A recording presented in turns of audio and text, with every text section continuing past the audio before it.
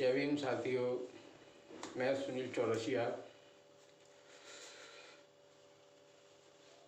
आज आप लोगों से एक महत्वपूर्ण विषय पर चर्चा कर।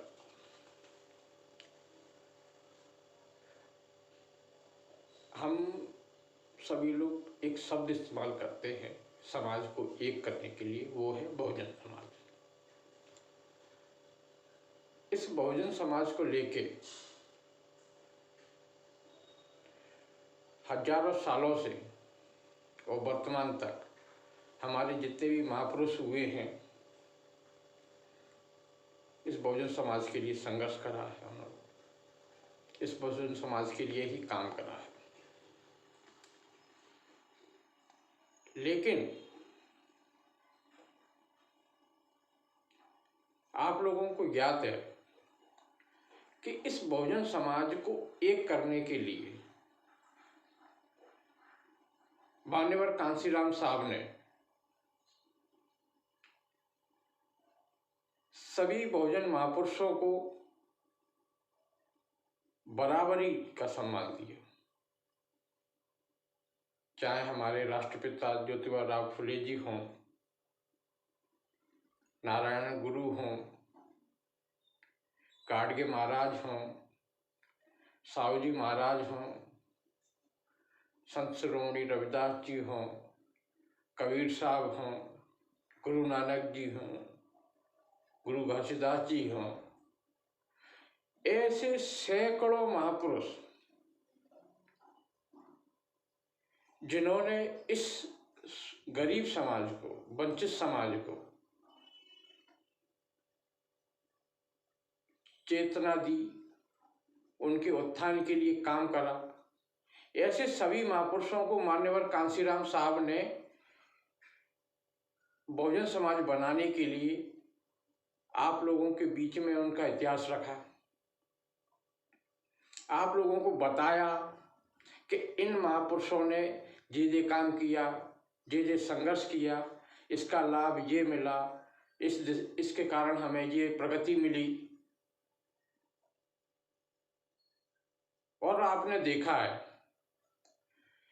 कि मान्यवर कांशीराम साहब ने इतने सभी महापुरुषों को आप लोगों के सामने लेके आए। उन्हीं महापुरुषों को बहन मायावती जी ने पूरे उत्तर प्रदेश में, खास तौर से जो उन्होंने बड़े बड़े स्मारक बनाए हैं, उनमें सभी महापुरुषों की प्रतिमाएं स्थापित की,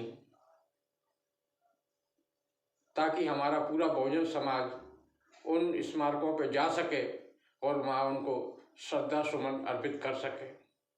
उन सभी महापुरुषों के नाम पे जिले, कॉलेज, स्कूल, संस्थान सभी महापुरुषों के नाम पे उन्होंने स्थापित किए। तो एक बहुजन समाज के महापुरुषों को बराबरी का सम्मान हमारे इन दो नेताओं ने देने का काम किया। लेकिन वर्तमान में हम लोगों ने दिशा गलत पकड़ ली।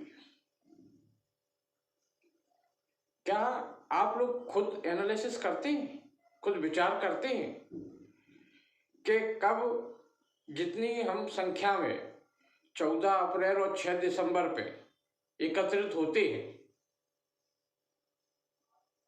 क्या उतनी संख्या में हम राष्ट्रपिता ज्योतिबा फुले की जयंती पे इकट्ठे होते हैं?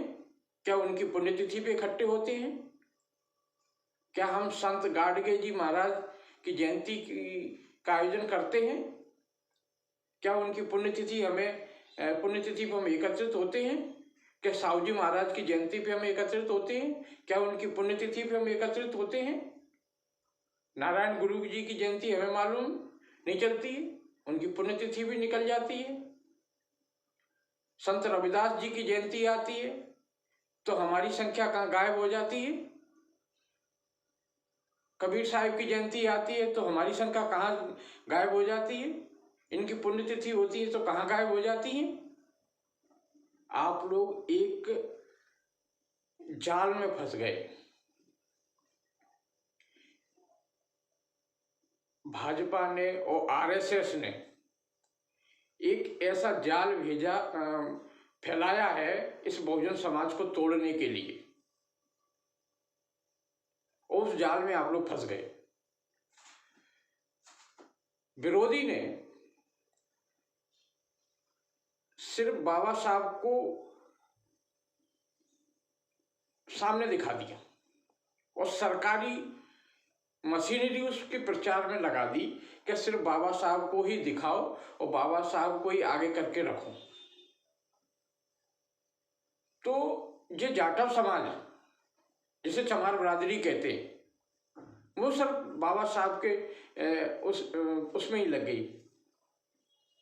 सिर्फ बाबा साहब की जयंती मनाना, बाबा साहब की पुण्यतिथि मनाना, उनके नाम के ही सेमिनार आयोजित करना, उनके नाम की सभाएं करना और उन्हीं पे ही चर्चा करना जो आरएसएस और बीजेपी चाहती थी, वो आप लोगों ने वही काम करा।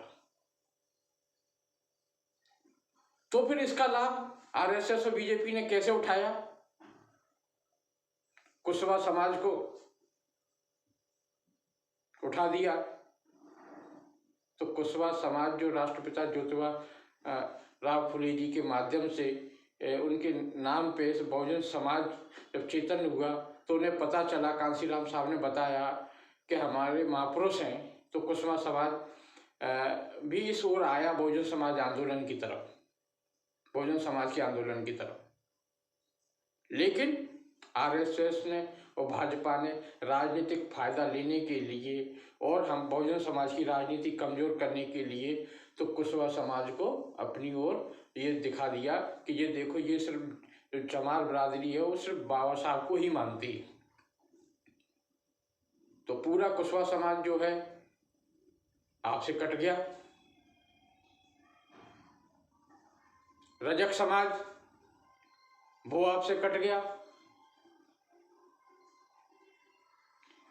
ऐसे तमाम महापुरुषों को हम जो उनके मान सम्मान के लिए कांसीराम साहब के समय खड़े होते थे, हजारों लाखों की संख्या में एक साथ एकत्रित होते थे, फुले की जयंती पे एकत्रित होते थे, साहू जी महाराज की जयंती पे एकत्रित होते थे, गाडगे महाराज की जयंती पे एकत्रित होते थे, बाबा साहब की जयंती पे एकत्रित होते थे, पेरियार की जयंती पे एकत्रित होते थे। लेकिन आज हमने सिर्फ इन महापुरुषों को भूला ही नहीं है,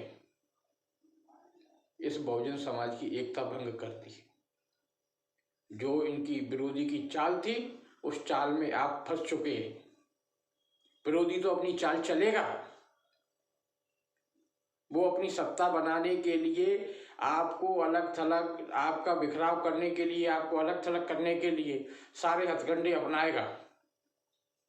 लेकिन आपके पास विवेक है, होना चाहिए कि हम इस गुलदस्ते को ना मिटाए। हमने एक एक फूल को छोड़ दिया, एक कली पकड़ के ली। अरे भाई, सारी कलियों को मिला के ही गुलदस्ता बनता है और वो सुंदर दिखता है। जब आप उसको हाथ में लेते हैं ना, तो आपके गुलदस्ते के साथ साथ आपका व्यक्तित्व भी खिल जाता है। लेकिन अभी भी वक्त है, समझ जाओ और अपने इस गुलदस्ते को वापस समेटो। दिखना भी चाहिए कि आप बहुजन हो। आप चर्चा करने में नहीं है, सभी महापुरुषों के विचारों को लेकर समाज में काम करो। एक ही बात कहोगे तो सभी जो समाज जो है आपसे कटेंगे। हकीकत बात है, सत्य है, कड़वा है, और आपने इस ओर ध्यान नहीं दिया है। हम सभी महापुरुषों को बराबर का सम्मान दें, सभी महापुरुषों पे बराबर चर्चा करें, समाज में लेके जाएं, उनके विषय में बताएं और सदैव सभी महापुरुषों को लेके काम करें।